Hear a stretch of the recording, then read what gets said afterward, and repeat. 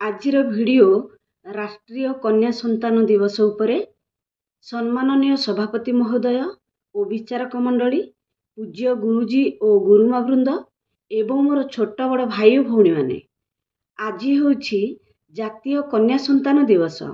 भारत में प्रतिवर्ष जनवरी 24 तारिख को राष्ट्रीय कन्या संतान दिवस रूपे पालन करा जाउछि। 2008 रु महिला और शिशु विभाग पक्षरु एही दिवस पालन होई आसुअछि।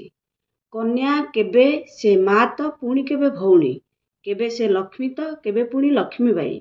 भिन्न तार रूप, अनेक तार परिचय, सृष्टिर से एक अनन्य अवदान। हेले आज भी शिशु कन्याटीए जन्म नेबा पाई संघर्ष करुछि।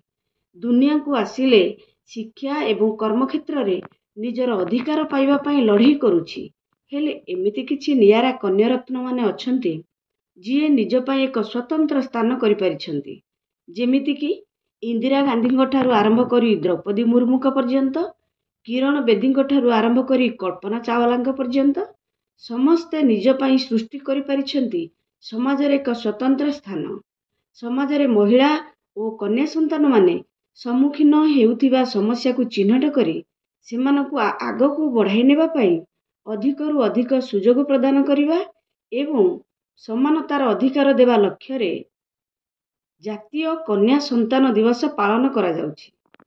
चलित वर्षर थीम रहिछि empowering girls for a bright future, अर्थात उज्जवल भविष्यत पाई झियो मानकु सशक्त करिबा।